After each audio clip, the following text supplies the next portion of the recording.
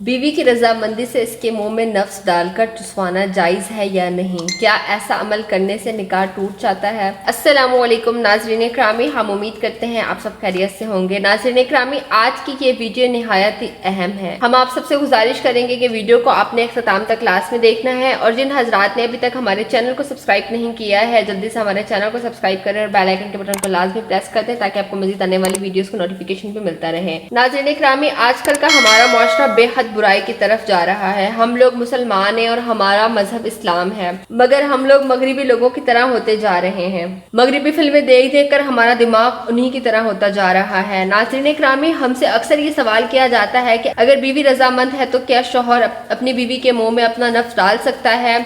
ये अमल इस्लाम में जायज़ है या नहीं? क्या मियाँ बीवी को ये अमल करना चाहिए या नहीं? नाज़रीन इकरामी, सबसे पहले हम आपको ये बताना चाहेंगे कि मनी एक नापाक है। अगर मर्द औरत के मुंह में अपना नफ्स डालता है और उसी दौरान वो फारिग हो जाता है तो ये एक बहुत ही बुरा अमल है, क्योंकि मनी नापाक है और एक नापसंदीदा अमल है, मगर इसको हराम नहीं कहा गया है, बस नापसंदीदा करार दिया गया है। हमें मगरिबी कल्चर्स को अपनाना नहीं चाहिए, हमें इस्लामी तरीके के साथ ही मुबाशरत करनी चाहिए, इन गलीज अमल को नहीं अपनाना चाहिए और हमें इस गलीज अमल से दूर रहना चाहिए। नाज़रीन इकरामी, हम उम्मीद करते हैं वीडियो आपको बेहद पसंद आई होगी। कोई बात जो पूछना चाहते हैं आप कमेंट के थ्रू पूछ सकते हैं। ख्याल रखिएगा अपना, आपसे मुलाकात होती है अपनी नेक्स्ट वीडियो में। अल्लाह हाफिज़।